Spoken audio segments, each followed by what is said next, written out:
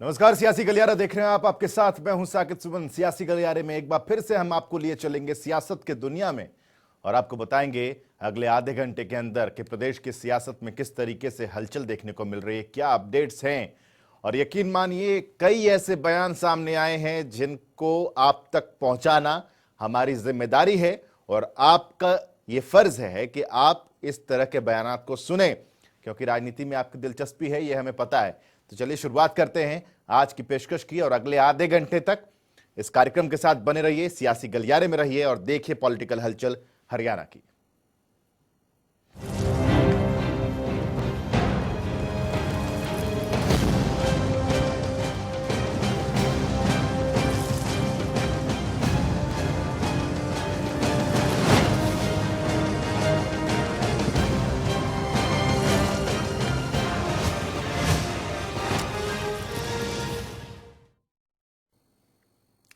सियासी गलियारे में आज आपको हम सबसे बड़ी खबर से रूबरू कराने वाले हैं। एक ऐसी खबर जिसने हरियाणा की सियासत में एक अलग ही रूप रंग दिखाया है। चाल चरित्र और चेहरा अलग अलग तरीके से सामने आया, वो भी किस पार्टी में जिसकी सरकार है। दरअसल हरियाणा में कई पूर्व विधायक अपनी ही बीजेपी की पार्टी से नाराज हैं। सभी नाराज नेताओं ने चंडीगढ़ में एक गुप्त मीटिंग की है, जी हां, जिसकी भनक तक नहीं लगने दी गई और अपने भविष्य पर भी चर्चा की गई है इन तमाम नेताओं की तरफ से। तो वहीं इन नेताओं का आरोप है कि पार्टी में उनकी अनदेखी हो रही है, उनकी सुनी नहीं जा रही, उनको तवज्जो नहीं दी जा रही है और साथ ही साथ जो वो अपने इलाके में बेशक हारे हुए हैं लेकिन काम जो करना चाहते हैं वो हो नहीं रहा। बेशक वो सीनियर हैं, पिछली बार चुनाव लड़ने का ना मौका मिला हो, लेकिन अपने अपने इलाकों में सक्रिय हैं। इसके बावजूद वो ये कह रहे हैं कि अनदेखी हो रही है।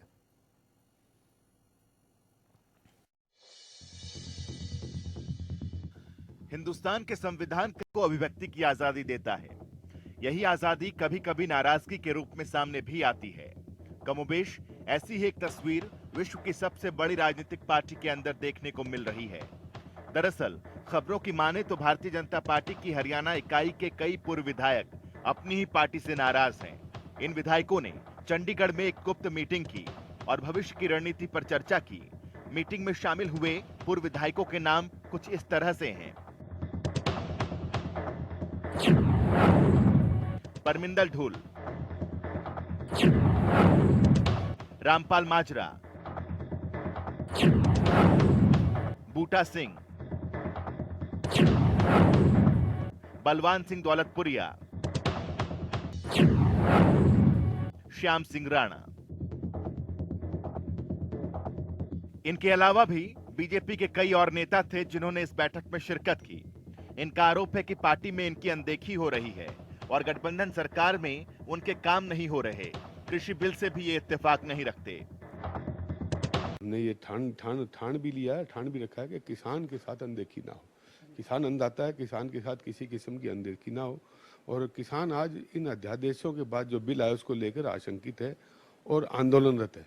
और इस किसान आंदोलन के अंदर हम किसान के लिए, किसान की सहायता करने के लिए क्या भूमिका निभा सकते हैं, इस चर्चा के ऊपर हम इकट्ठा हुए थे। और हमारा ये प्रयास रहेगा भविष्य में भी, अब भी, कि किसान की अनदेखी के साथ, किसान के साथ खड़े होकर उसकी हकों की लड़ाई लड़ने के लिए हम काम करेंगे। ये जो वर्ग है इसके बारे में अनदेखी नहीं करनी चाहिए, इसकी बात को सुनना चाहिए। किसानों के बारे में सोचना हमारा सबका कर्तव्य भी बनता है। किसान को मरना नहीं चाहिए, किसान की मदद करनी चाहिए। इस नाराजगी की चिंगारी जैसे ही पार्टी के प्रदेश कप्तान तक पहुंची तो उन्होंने मोर्चा संभालते हुए कहा, कोई नाराज नहीं है, सब पार्टी के साथ हैं और सब कृषि बिल के समर्थन में हैं। सुबह ही मुलाकात हुई थी इन नेताओं से। हरियाणा की बात करें तो आपकी पार्टी से जुड़े कई विधायक हैं जो अलग बैठक कर रहे हैं। वो कह रहे हैं कि हम एकजुट होकर सरकार पर दबाव बनाएंगे कि कृषि से जुड़े जो बिल है किसान की नहीं, फिर दो की भ्रमित होगी कैसे? नहीं, ऐसा नहीं है। देखिए, आज सुबह ही परमिंदर ढूल जी, बलवान सिंह दौलतपुरिया दोनों मेरे साथ थे नाश्ते पर और उन्होंने इस विषय पर, सारे विषयों पर मेरे से बात की है और वो पूरी तरह से इस बात से सहमत हैं कि ये जो विधेयक हैं ये किसानों के भले में है। बहरहाल सुबह की मुलाकात का असर कुछ यूं हुआ कि रादौर में बीजेपी के पूर्व विधायक श्याम सिंह राणा ने इशारों इशारों में संकेत दे दिया कि नाराजगी बढ़ी तो प्रदेश में एक नया दल भी बन सकता है। ये तो डेमोक्रेसी है। कितने क्षेत्रीय दल बने, बंसीलाल जी ने क्षेत्रीय दल बनाया, जेपी ने बनाया, कांडा ने बनाया, भजनलाल ने बनाया। ये तो चलता रहता प्रोसेस है। तो कोई अगर चाहेगा तो कर लेगा, उसमें कोई बैन थोड़ी है किसी का। दरअसल राजनीति में कोई नेता जब हाशिए पर चला जाए तो दिल में कसक उठती ही है, और उस कसक को अगर हवा और साथ दोनों मिल जाए तो तबाही तय मानिए। लेकिन सवाल यहीं से शुरू होता है और यहीं पर खत्म कि तबाही किसकी। जनता टीवी के लिए चंडीगढ़ से पवन सिवर के साथ रादौर से कुलदीप सैनी की रिपोर्ट।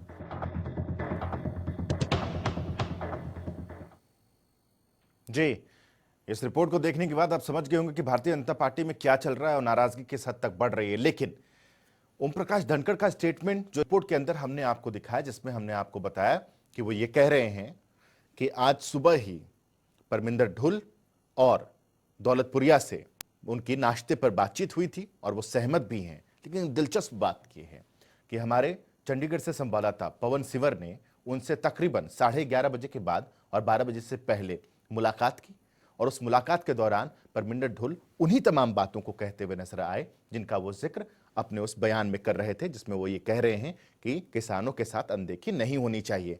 उस रिपोर्ट से हम आपको रूबरू कराते हैं। एक्सक्लूसिव हमारी ये बातचीत हुई और इस बातचीत के जरिए आप सुनिए और ये याद रखिएगा कि नाश्ते के वक्त अगर ओम प्रकाश धनखड़ के साथ वो थे और वहां पर उन्होंने कह दिया, जैसा कि ओम प्रकाश धनखड़ कह रहे हैं कि वो सब मान गए हैं, किसी तरह की कोई दिक्कत नहीं है, लेकिन उसके बाद खास मुलाकात पवन सिवर के साथ हुई और उसमें क्या कुछ कहा, एक्सक्लूसिव रिपोर्ट देखिए। बीजेपी से जुड़े कई बड़े नेता और पूर्व विधायक जो हैं वो फिलहाल जो मौजूदा सरकार की कार्यशैली है उससे असंतुष्ट है, और इसी को लेकर कई पूर्व विधायकों ने पंचकुला में एक बैठक की है, ऐसी जानकारी है। और उस बैठक में मौजूद रहे बीजेपी के वरिष्ठ नेता और पूर्व विधायक परमिंदर सिंह ढुल मेरे साथ हैं। ढुल साहब, एक जानकारी है कि आपने जो है वो आपके कई साथी जो वरिष्ठ साथी हैं जो बीजेपी से जुड़े हुए हैं, हालांकि उसमें एक कांग्रेस से जुड़े साथी के होने की भी आपकी जानकारी है। क्या बातचीत करनी पड़ी सर, इस तरीके की बैठक क्यों करनी पड़ी आपको? बैठक बिल्कुल हुई थी और बैठक आज के करंट मुद्दों को लेकर की हुई थी। करंट मुद्दे किसानों का मुद्दा है, मुख्यतः कर्मचारियों का है, व्यापारियों का है। आज हरियाणा की हालत पर लेकर चर्चा हुई थी और आज किसान की जो किसान आंदोलनरत है उसके ऊपर हमारा जनप्रतिनिधि होने के नाते हम जनता से जुड़े हुए हैं और हमारा ये प्रयास, हमने ये ठान भी लिया है, ठान भी रखा है कि किसान के साथ अनदेखी ना हो। किसान अन्नदाता है, किसान के साथ किसी किस्म की अनदेखी ना हो। और किसान आज इन अध्यादेशों के बाद जो बिल आया उसको लेकर आशंकित है और आंदोलनरत है। और इस किसान आंदोलन के अंदर हम किसान के लिए, किसान की सहायता करने के लिए क्या भूमिका निभा सकते हैं, इस चर्चा के ऊपर हम इकट्ठा हुए थे। और हमारा ये प्रयास रहेगा भविष्य में भी, अब भी, कि किसान की अनदेखी के साथ, किसान के साथ खड़े होकर उसकी हकों की लड़ाई लड़ने के लिए हम काम करेंगे। तो साहब, इस आपकी बैठक में आपके कितने साथी मौजूद रहे, मतलब आप कितने लोग इस मुद्दे पर किसानों के साथ हैं, चूंकि आप कह रहे हैं कि किसान की अनदेखी को हम सहन नहीं करेंगे? नहीं, हम जितने भी हम साथी थे बैठक में, सभी का विचार, सभी की एक राय थी कि किसान के साथ जो आज किसान आशंकित है, किसान आंदोलनरत है, उसके कहीं न कहीं हमारी जिम्मेवारी बनती है। उस जिम्मेवारी निभाने के लिए हम जनप्रतिनिधि रहे हैं, हम किसान वर्ग से ही हैं, तो हम उनकी आवाज़ के साथ, उनके साथ मिल करके उनके संघर्ष को, उनकी भ्रांतियों को दूर करने का प्रयास करें और भ्रांतियाँ और उनके आंदोलन के अंदर उनकी सहयोगी बनकर उनकी अनदेखी ना हो, उनके हकों को ना मारा जाए, ये हमारा प्रयास रहेगा। और एमएसपी को लेकर ही ये एक विरोधाभास आ रहा है कि एक तरफ तो कहा जा रहा है कि एमएसपी नहीं जाएगी और एमएसपी के बारे में ये जो हमारा तीनों बिल जो आए हैं उनके उसमें एमएसपी के बारे में कुछ नहीं कहा गया। ये आशंकित है, हम खुद भी चिंतित हैं और किसान के साथ हम आज इसलिए खड़े हुए हैं आकर के कहीं कहीं किसान आज ओपन मार्केट के चलते जो आशंका है वो सही साबित ना हो और किसानी खत्म ना हो जाए।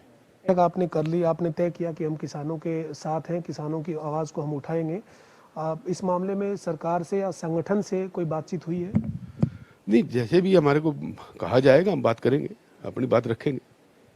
साथ ही सर, आप जो तमाम जो आप बैठे हैं विधायक, जो जानकारी है, रामपाल माजरा जी थे, आप थे, बूटा सिंह थे और श्याम सिंह राणा थे, आपने जो चर्चा की है, हमारा इकट्ठा होने का मतलब यही था कि हम भारतीय जनता पार्टी के अंदर कार्यकर्ता के रूप में हैं और इनकी पार्टी के सदस्य हैं, और आज भारतीय जनता पार्टी का प्रदेश में देश में शासन है, तो हमारी जिम्मेवारी ज़्यादा बनती है कि हम किसान के साथ उसकी बात की अपने सरकार तक भी पहुँचे, संगठन तक भी पहुँचे। मौजूद सरकार इस मामले में कोई गंभीरता से काम नहीं करती है तो फिर नहीं, भविष्य का फैसला तो फिर बाद में बताएंगे ना।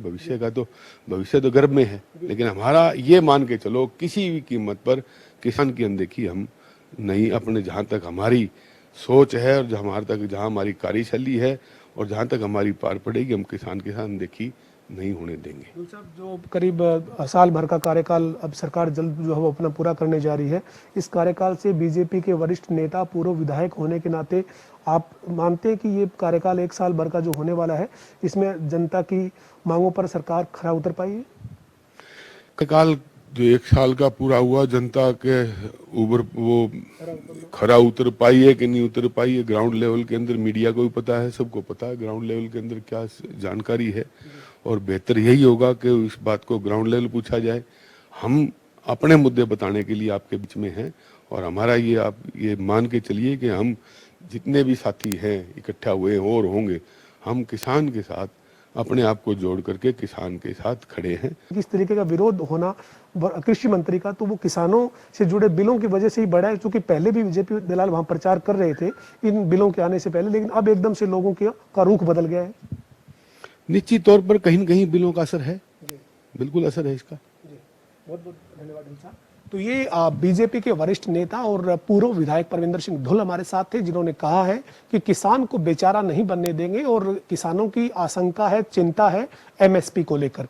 राज्य सरकार चाहे तो आर्टिकल 33 के तहत कोई भी आश्वस्त किसान को करने के लिए कानून बना सकती है, और परविंदर ढुल ने साफ कर दिया कि वो जिन विधायकों के साथ, अपने साथियों के साथ, पूर्व विधायकों के साथ बैठे थे, आगे फिर बैठेंगे और सरकार के ऊपर एक तरह से दबाव इस तरीके का बनाएंगे कि सरकार जो है वो किसान की सुने। तो सुना आपने। अब सवाल ये है कि भारतीय जनता पार्टी के जो वरिष्ठ नेता हैं, अगर सरकार उनको ही आश्वस्त नहीं कर पा रही है, अपने ही खेमे को आश्वस्त नहीं कर पा रही है, तो फिर किसानों तक किस हिसाब से और किस हद तक बात पहुंची होगी, ये बड़ा सवाल है। लेकिन लगातार भारतीय जनता पार्टी की तरफ से, चाहे वो मुख्यमंत्री हों या फिर प्रदेश अध्यक्ष हों या कृषि मंत्री हों, लगातार वो ये कह रहे हैं कि प्रदेश के तमाम किसानों को आश्वस्त किया जाएगा, उन तक तमाम बातों को पहुंचाया जा रहा है और किसी तरह की कोई नहीं नाराजगी रहने नहीं दी जाएगी। प्रदेश में किसानों के मुद्दे को लेकर प्रदेश अध्यक्ष ओपी धनखड़ ने भी आज एक प्रेस कॉन्फ्रेंस की, कांग्रेस पर हमला बोला, साथ ही कहा कि कांग्रेस ही किसानों को भड़काने का काम कर रही है।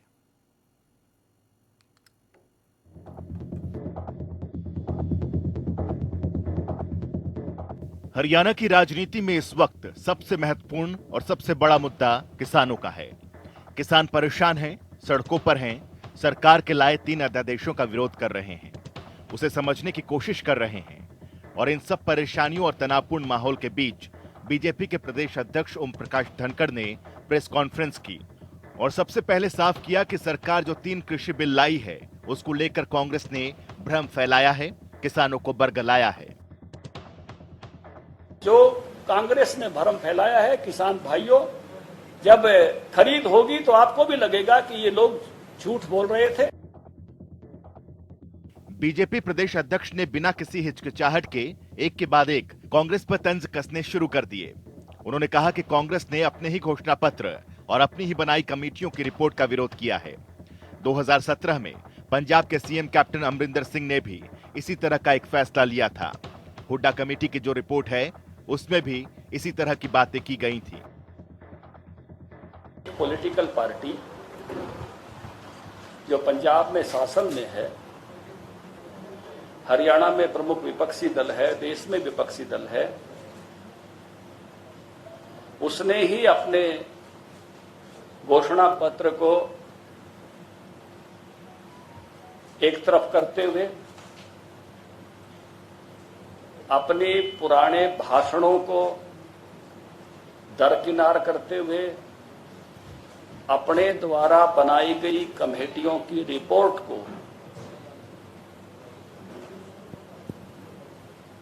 दरकिनार करते हुए इनका विरोध करना शुरू किया है। कि खुद कैप्टन साहब तो 2017 में इस प्रकार का नियम, इस प्रकार के कानून बना चुके हैं। उन्होंने अपने जो एग्रीकल्चर का, किसान और कृषि श्रमिक का जो 7वां अध्याय अपने घोषणा पत्र में लिखा था, उसके 11वें नंबर में यही बातें कही हैं। कांग्रेस कृषि उपज मंडी समितियों के अधिनियम में संशोधन करेगी, कृषि उपज के निर्यात और अंतर राज्यीय व्यापार पर लगे सभी प्रतिबंध समाप्त हो जाएं, ये उसमें लिखा है। इसी प्रकार से इन्होंने एक कमेटी बनाई थी मुख्यमंत्रियों की, हुड्डा साहब उसके मुखिया थे, मनमोहन सिंह जी को उसकी रिपोर्ट सौंपी थी। ये वो बड़ा प्यारा सा फोटोग्राफ है जो रिपोर्ट उन्होंने सौंपी थी, और ये कमेटी का 20 नंबर पेज है जिसको कोर्ट में आपके सामने कर रहा हूं। ये हुड्डा कमेटी की रिपोर्ट है। यही बात इन्होंने यहां कही है। पहली बात तो ये है कि ये लोग विचार बदलू लोग हैं। ओपी धनखड़ ने कांग्रेस को विचार बदलू तक करार दे दिया और बताया कि 6 साल तक सत्ता में रहने के बाद भी कांग्रेस ने स्वामीनाथन आयोग की रिपोर्ट सौंपे जाने के बावजूद उसे लागू नहीं किया।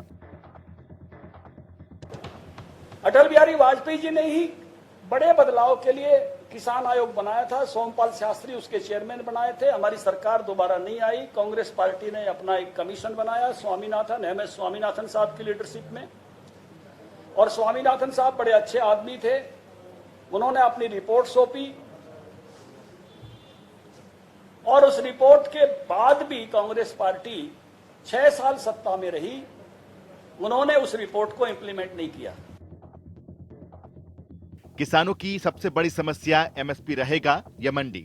इसके जवाब में ओपी धनखड़ कहते हैं कि एमएसपी भी रहेगा और मंडियां भी रहेंगी। कांग्रेस भ्रम फैला रही है। इससे मंडी टूट जाएगी और एमएसपी नहीं रहेगा, ये कोरी झूठ है। एमएसपी भी रहेगा और मंडी भी रहेगी। प्रदेश की राजनीति के तराजू में इस वक्त एक पलड़े में किसान हैं तो दूसरे पलड़े में सत्ता पक्ष की सियासत। अब किस पलड़े का भार ज्यादा है, इसके लिए सबको बड़ौदा उपचुनाव तक का इंतजार करना होगा। जनता टीवी के लिए चंडीगढ़ से पवन सिवर की रिपोर्ट।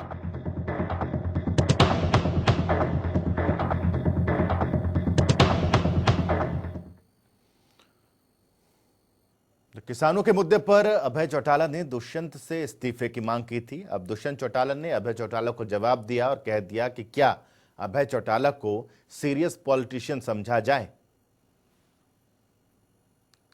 इन दोनों को भी इस्तीफा देकर के जो स्वार्थ कापन है उसको छोड़ना चाहिए। क्या आप उनको सीरियस पॉलिटिशियन मानते हैं?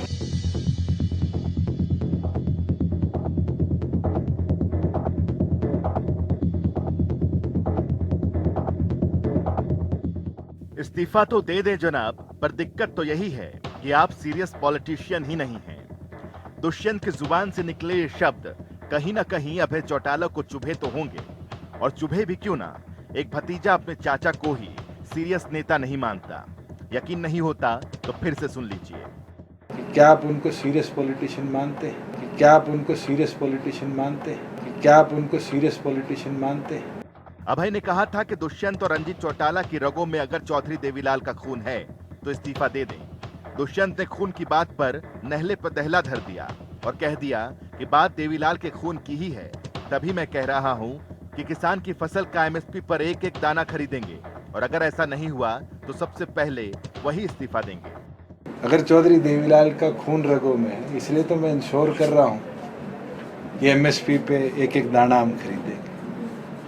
जिस दिन मैं ये इंश्योर नहीं कर पाऊंगा, सबसे पहले इस्तीफा देने का काम करूंगा। सियासत की इस जंग ने परिवार की चार दीवारी को तो 2018 में ही लांघ दिया था, लेकिन अब इस तपिश में रिश्तों की मर्यादा भी जलने लगी है। एक तरफ अभय चौटाला विरासत की खून का हवाला देकर इस्तीफा मांगते हैं, तो दूसरी तरफ गंभीरता से ना लेने की बात की जाती है। इस कश्मकश के दौर में असल राजनीति के रास्ते पर कौन है, आप बखूबी जानते हैं। जनता टीवी के लिए जींद से राजकुमार गोयल की रिपोर्ट। अभय चौटाला किसानों के मुद्दे को लेकर लगातार सरकार पर हमलावर हैं। इसी कड़ी में आज वो कांग्रेस और बीजेपी को कुछ ऐसा कह गए जिस पर सोचने की जरूरत है। कांग्रेस नागनाथ है, बीजेपी सांपनाथ है।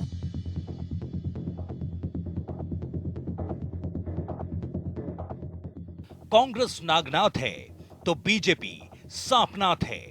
ये शब्द इनेलो नेता अभय चौटाला के हैं। अंबाला पहुंचे अभय चौटाला ने कृषि अध्यादेशों को लेकर सरकार पर हमला बोला और डीसी अंबाला के जरिए प्रधानमंत्री और मुख्यमंत्री को ज्ञापन सौंपा। लेकिन सरकार को घेरते घेरते अभय चौटाला शब्दों की मर्यादा को लांघ गए और कांग्रेस की तुलना नागनाथ से कर दी तो बीजेपी की सांपनाथ से। कांग्रेस नागनाथ है, बीजेपी सांपनाथ है, दोनों में कोई अंतर नहीं है। अभय चौटाला यही नहीं रुके, उन्होंने कहा कि कांग्रेस और बीजेपी की दोनों ही एक हैं। ये मिलकर किसानों को बर्बाद करने, उनका शोषण करने की रणनीति बनाते हैं। दोनों एक ही तरह के लोग हैं। आज किसान अच्छी तरह से इस बात को समझ चुका है, जागृत हो चुका है कि ये दोनों पार्टियां केवल तुम्हें मारने के लिए आपस में साठ-गांठ करके लोग दिखावे के रूप में एक दूसरे का विरोध करती है। अंदर खाने सब लोग एक है। अभय चौटाला किसानों को लेकर उनके साथ खड़े होने का दावा कर रहे हैं। कह रहे हैं कि अगर सरकार ने किसानों की मांगों पर जोर नहीं दिया तो उनका और उनकी पार्टी का ये प्रदर्शन ऐसे ही जारी रहेगा। हमने पहले दिन से इस बात को लेकर के फैसला किया था कि इस इश्यू को लेकर के कोई भी किसान संगठन आगे आएगा तो हमारी पार्टी उसके साथ खड़ी होकर के उसकी मदद करेगी। कोई नहीं इसके लिए लड़ाई लड़ेगा तो इंडियन नेशनल लोकदल पार्टी अपने तौर पे किसान के साथ न्याय हो इसके लिए लड़ाई लड़ेगी। राजनीति में दूसरी पार्टियों पर आरोप लगाना ठीक है, लेकिन एक पार्टी को नागनाथ बताना और दूसरी को सांपनाथ बताना किस हद तक सही है, इसका फैसला आप खुद ही कीजिए। क्योंकि किसान और उनके साथ हो रही सियासत में बयानों के अलावा किसानों के हाथ कुछ नहीं आ रहा। अंबाला से जनता टीवी के लिए कृष्ण बाली की रिपोर्ट।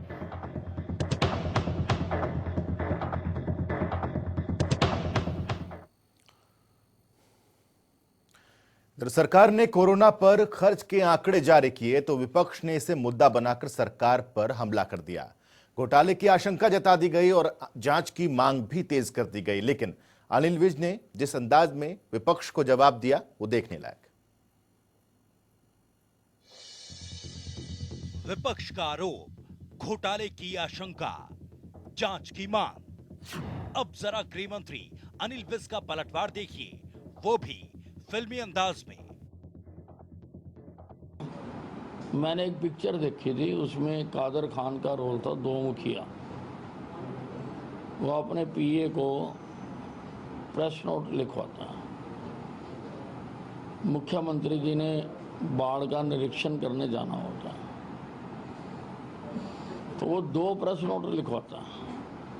कहता अगर वो जाए गाड़ी से तो आपने कहना उधर लोग मर रहे हैं और ये धीरे धीरे गाड़ी से जा रहे हैं। अगर वो जाए जहाज से तो कहना उधर इतना नुकसान हो रहा है और ये जहाज में पैसा खराब कर रहे हैं। तो ये दो मुखिए हैं, इन्होंने तो बोलना ही है। बाकी जो भी खर्चा होता है वो सब्जेक्ट टू ऑडिट होता है। हंसी भी आ रही है और जवाब सुनकर हैरानी भी हो रही है। गृह मंत्री ने जिस अंदाज में जवाब दिया वो जरूर कांग्रेस को समझ आ गया होगा, लेकिन कुछ समझने से पहले ये जानिए कि ये मसला है क्या और अब ये शुरू कहां से हुआ। दरअसल स्वास्थ्य विभाग ने कोरोना के खर्च के आंकड़े पेश किए थे तो विपक्षी दलों ने खर्च को भी मुद्दा बनाकर सरकार को घेरना शुरू कर दिया। किरण चौधरी, कुमारी सैलजा, अभय चौटाला समेत सभी ने इसमें घोटाले की आशंका जताई। इन्हीं सवालों को लेकर स्वास्थ्य मंत्री अनिल विज से जब बातचीत की गई तो विज ने कहा कि जो भी खर्चा होता है उसका ऑडिट सीएजी करता है, ये एक सिस्टम है। विज ने कहा कि अगर व्यवस्था न होती तो भी विपक्ष सवाल उठाता और शोर मचाता। देखिए, जो भी खर्चा होता है वो सीएजी ऑडिट करती है,